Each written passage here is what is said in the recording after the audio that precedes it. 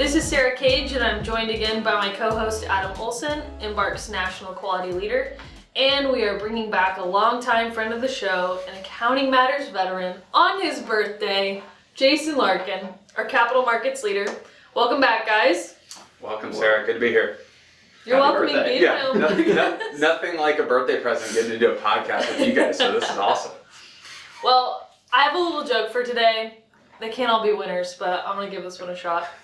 Did you know that Michael Buffer, the guy who made up the phrase, "Let's get ready to rumble," gets paid $25,000 to $100,000 every time he says that phrase? I did not know that. That's a good fun fact. So, let's get ready to rumble and talk about IPO readiness. I do not get paid $100,000 when I say that, full disclosure. But I do hear a lot of companies talk about IPO readiness assessments. So Adam, I think it would be helpful for our listeners to first understand what the purpose is of an IPO readiness assessment. Yeah, so IPO readiness, assessment, and it really has to do with the planning, executing, the management of the whole IPO process, and it's really a significant journey for any company that's looking to head down that path, and it's critical step that they definitely have to take is obviously preparing before they jump into the IPO process is just figuring out the status quo. Where are they at today? The better prepared a company is going into the IPO process will not only save a lot of time, but also a ton of money because, as we all know, going through the IPO process is a very expensive endeavor. So most companies are always going to start with this, like, are we ready? Where are we at today? What do we need to do? And that's, what's done through this quote unquote IPO readiness. One thing to keep in mind is that IPO readiness really isn't just centered only on like what it takes to go public. So I think that's obviously the big first hurdle everyone's looking at, but also thinking kind of beyond the actual offering itself and once they are a public company, so like what it means to actually be public. So kind of keeping that in mind is that you kind of have a day one, assessment you need to do, but also thinking about kind of the day two and longer term requirements that will be needed of the company going forward. Part of the readiness assessment is also just looking at, what are all the new skill sets or personnel we potentially might need, the talent we need to bring in, the changes we're going to have to make across the organization. And so these assessments are, typically done kind of one of two ways, depending on kind of maybe the maturity of the company, kind of where things at, the level of executives that they have on board, et cetera. So, there's one view of kind of doing what's considered kind of like a holistic assessment, which is really looking at the entire organization. You're bringing kind of all the heavy players into the conversation here. So you've got the board of directors involved, all your C-suite teams. You're going to have, obviously like a certain punch list of different areas that you want to address and tackle and understand. Kind of where you're at so that you can be successful as you move forward on that IPO journey. So it's thinking through things of like, what are the offerings, strategic objectives, looking at specific business issues that the organization may have, understanding, the time necessary to, shore up things for the registration statement, get the registration statement drafted and filed and all that, as well as the time that's going to be required just to like do the day two stuff, so just to operate as a public company. And then there's other entities too that maybe they feel like they've got certain aspects of the organization kind of well oiled, ready to go, but there are certain areas where maybe they want to take a deeper look at. So a common one is really doing more of a targeted assessment, and a lot of times this will be on kind of the finance or accounting or tax type departments, and really just looking at and helping maybe like the CFO or the CAO understand maybe where there's some gaps in their departments themselves, and maybe where they need to shore up different things, processes, policies, procedures, etc. One thing to keep in mind is that the whole process, even the readiness process itself, it's very long, it's very lengthy, it's a lot of hours. Sometimes there's a lot of pressure to condense that process into an even shorter period, which obviously just builds more pressure. But it really is important to know like where your gaps exist and where you need to focus, because it helps, the team, whether it's the IPO readiness team, the C-suite, the board, whoever, look back at and say, hey, do we have all the right resources? Who do we need to bring in to help us with this journey? This is an area then where a lot of consultants and advisors and things of, parties of that nature come on board to really help you kind of move forward and address all those items that are identified. So you mentioned the readiness for both going public and being public. Could you kind of parse out those two ideas and how they're different? Yeah, so going public is really just focusing on like the registration statement itself. So getting all the necessary information, the financial statements, everything that's required to go into your S1, getting that submitted to the SEC, addressing comments with the SEC, executing your road shows, getting all the pricing set to go, and doing the offering itself. That's what's really going to kind of go into that going public. It's really just to kind of get that initial offering up and going, get the proceeds, and close that offering. The concept of being public then is, looking at the organization itself, operating as a public company, and what that means to be a public company, and the requirements of that organization as a public company. So this is looking at having to potentially upgrade or invest in different areas of the business in order to fulfill the requirements. So sometimes like systems, for example, or bringing in SEC reporting talent that you maybe don't have in-house to help with the ongoing reporting requirements. Thinking about things like investor relations and marketing and communications type groups, certain in-house counsel, or getting a reputable external counsel to help you with some of the legalities of being a public company itself. So it's really that day two operational and regulatory reporting type stuff that really is kind of the being public aspect of the readiness. And I think splitting those two things out is really important to think about, because a lot of companies approach this journey as just getting public, but really that's just the beginning point. You now have to operate successfully as a public company, and so part of this assessment is not just getting public. I think many companies can get public through bringing on advisors, doing different things. It's really being a successful public company day two, and I think it's important for our listeners to think about those two critical pieces. There's not just getting public, but being public and being a successful public company is the goal of any company that's trying to go public. That kind of makes me think of the difference between focusing on wedding day versus a marriage. Exactly. A big event, if you get lost in the weeds, That's a good analogy. Yeah, I like that. Well, there's a lot of commitment involved in going public. It's you might need some premarital counseling and all these things. It's a good analogy. Yeah, I like that. So we've covered some of the why behind the readiness assessment. So maybe Jason, you could talk us through how you actually go through that assessment. Yeah, definitely. So I think there are definitely different approaches to a readiness assessment based on ultimately what the objective is, right? So we laid out the holistic approach or a very targeted approach, and so that is going to some extent dictate how it works. But I think with all assessments, the way that we've seen this play out is really starting with understanding where are you today and gathering current state documents. So you think about your financial statements, you think about your process or controls documentation if you have any of that, your current governance documents, a lot of different things, capturing all of that, sanitizing and standardizing all that so you understand where are we today to organize all that information. Then going through interviews to really unpack, all right, we've read your financials, but talk through with us, what is your current close process? Where do you have controls? Doing those interviews with a variety of key stakeholders. And really the purpose of all of this is to understand current state and compare that to the requirements of being a public company, and then the best practices to be a successful public company. So there's basic requirements that companies have to have. When you go through an IPO readiness assessment, you're going to want to compare current state with what the actual requirements are. You also then, in that IPO readiness assessment, want to understand what have you seen from other companies that are successful public companies. And so comparing and contrasting current state with a desired future state. Going through those interviews ultimately ends in a readiness assessment report, which can vary significantly in length depending upon the holistic versus targeted approach, but really outlines and does, oftentimes a heat map, right? What are the 10 things you need to do now, the 10 things you should think about doing next, and the 10 things that maybe you can wait until after you go effective as a public company, but something that should still be on the radar. But it provides that snapshot in time to ultimately compare and really develop an action plan moving forward.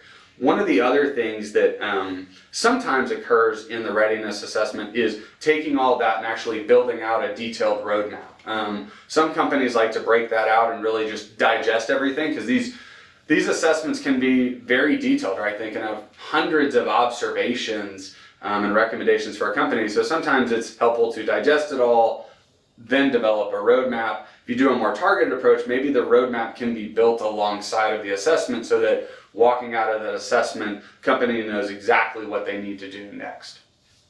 So what types of areas would be in the scope of the assessment? Maybe just like hit on the high notes. Yeah, great question, Sarah. So I think there's a variety of areas that ultimately we see in a lot of these assessments. You got accounting, finance, tax, legal, governance, HR and compensation, internal audit if that function is established, investor relations, and IT are a lot of the areas if you're going to go the holistic route and really touch the entire organization. Yeah, so basically an entire business. Exactly. So maybe you could go into a little bit more detail on what we would cover in each of those areas. Yep. Yeah, so let's start with accounting and finance for our listeners, probably one of the key areas that they're interested in. So really starts with the financial statements. Where are they at today? What would need to be upscaled for public company? And then that dovetails very quickly into auditors. Who are your auditors? What type of independence do your auditors have? Obviously, there's specific requirements for your auditors from an independence perspective that you really have to think about, along with the financial statements. Then you start to look at the close process with your entire financial close. So what is the length of time that it takes? What is the information that's being prepared? You know, we see a lot of private companies that close the books, but then they've got adjusting entries that occur weeks and weeks and sometimes months after close, right? And so how does that work in a public environment where you need to close the numbers, go through earnings call prep and investor relations prep and all of that, and can't really have the numbers moving? So you think about all of the intricacies of a close process that needs to be evaluated.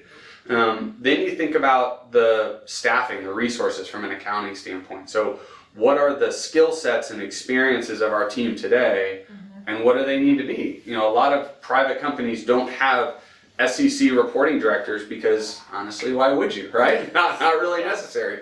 Something that's critically important for a public company, again, I go back to, that's not a requirement. You don't have to check a box to say I have an SEC reporting director to be a public company, but a best practice that we see with a lot of companies where you create that new role and identify talent to bring on, because the rigor and the requirements of SEC reporting is very different from private reporting. Then you get into SOX and controls, and do we need to design controls? Are controls already designed and we just need to move to testing those? But really understanding current state from a SOX perspective, everything around controls, designing, implementing, and testing those controls.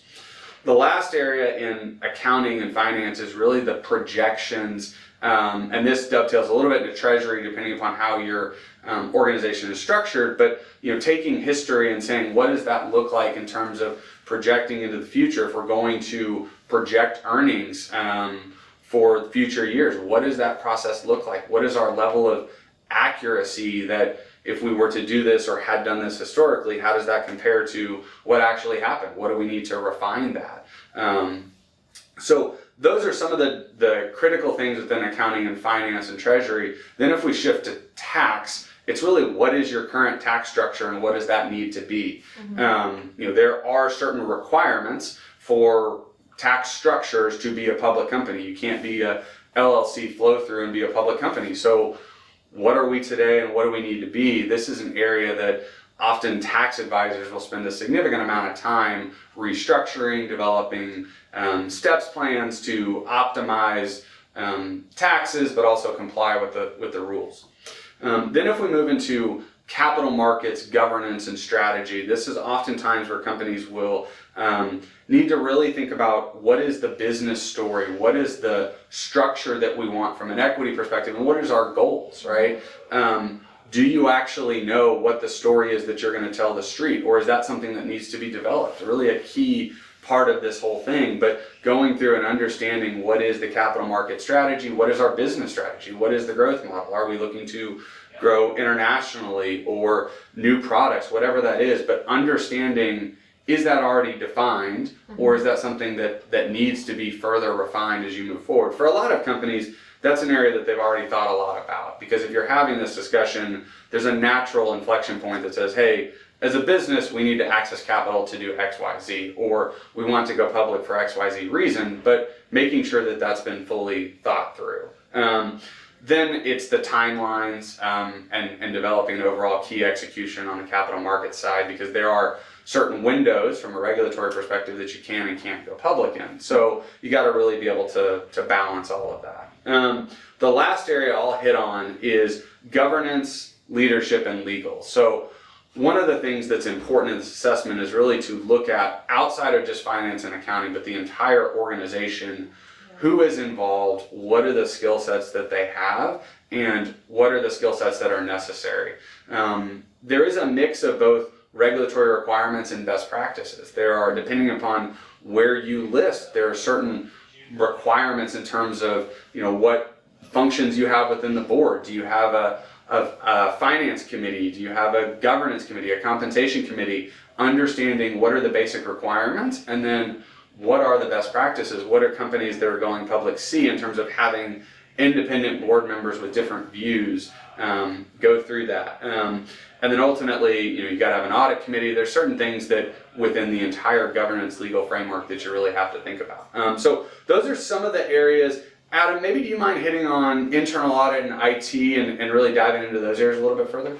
Yeah, sure. So from an internal audit perspective, there's a few things to keep in mind. Is one, only one exchange actually requires an internal audit function. So any, registrant that's going to be listed on the New York Stock Exchange, it is an actual requirement to be on the exchange that you actually have established an internal audit function. But that being said, numerous public companies, right, have internal audit functions just because of the significant value internal audit brings to the organization. When you think about any company that wants to continue to grow, in order to sustain that growth, it's imperative that they have an internal audit function, not only to manage just risk, but you think about all the controls and compliance and things that need to be in place to support that growth. It's vital to have that organization in place.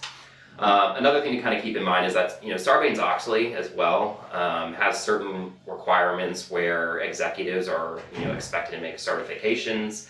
About the financial statements and the representation of what's presented in those financial statements, and then the filings themselves. And so, there's a lot of personal liability that's attached with those certifications. Those executives are going to be privy to, and so just for their own peace of mind, I would imagine.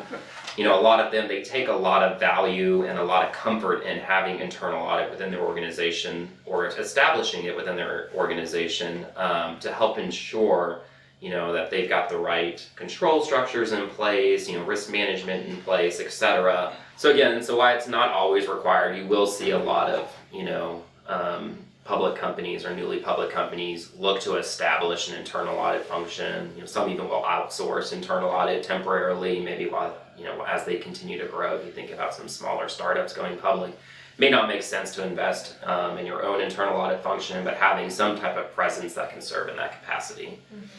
And then one other area to touch on would just be kind of IT. So if you just think about, we're all so heavily dependent on IT these days. Jason was alluding to just some of the reporting requirements, accelerated reporting requirements, the demands of having to have information quickly. So a lot of times, companies that are going public, their current, IT systems, processes, etc. They may have worked, temporarily for where they're at today, but if their organization is looking to achieve operational growth, they want to ensure that they've got, adequate systems, investments in those systems to support that growth. So, it's another area where a lot of investment typically has to be made just to support that growth, and really also help shore up their abilities to, meet the demands of having to report more quickly, or have information readily available. This can also work in reverse too. Sometimes if an entity that's going public is being spun off from a larger organization, they actually may have the opposite problem where they have too advanced systems, maybe for the simplicity of their business. And so they may want to look to take something a little bit more simplistic. But another area where we also see challenges with IT and systems is if, the entity going public was kind of a conglomerate of a bunch of acquisitions over time, and they all were kind of independently running on their own systems and processes and policies, just trying to bring all that together to kind of under one umbrella is another uplift that needs to be done in a lot of cases, just to help simplify and streamline that reporting. And so that can be another area where investment's necessary. Well, that sounds like a lot to consider in this process. I did like, Jason, how you gave a good example of delegating and outsourcing, spreading the duties. So once we've considered all of these things and we've done this assessment, what happens next? Yeah, so I think the first step is really to digest and take time to develop a steering committee that can truly analyze where are we today. And that's going to cover a wide variety of functions within the organization. If you did the holistic assessment, the steering committee should be comprised, right, of members throughout the organization that can digest the observations and understand what needs to happen next. And that is really important to build out that detailed roadmap. So if it wasn't something that was part of the assessment, really then building that out, saying, okay, what are we going to accomplish and when are we going to accomplish that? And creating a meeting cadence and a framework to hold each other accountable. One of the things that's really difficult through the IPO journey is there's still a day job. You're still running a business full time. And so establishing that roadmap, having a plan, and then having a framework to continue to communicate with the steering committee and with other members based on what are the key objectives is really the critical next step to ensure success as you embark on this journey. You did it again. He's done that in every episode he comes on. Well, with that, I think we're ready to move on to the next phase of the IPO process and in today's discussion there. Although I would warn our listeners, this may be one of our shorter run times in this IPO mini-series, but I assume this part of the IPO process is very extensive. Yes, for sure. The short episode is not representative of the potential long journey. Don't let the runtime fool you. That's right. We were efficient in covering this topic, but I'm sure that is not the reality. Next time we'll bring Jana Gregory back to discuss financial statement requirements and common issues. Thank you, Jason, for coming back on your birthday nonetheless. It's good to see we haven't scared you away. And thank you to our listeners for following along on another episode of Accounting Matters.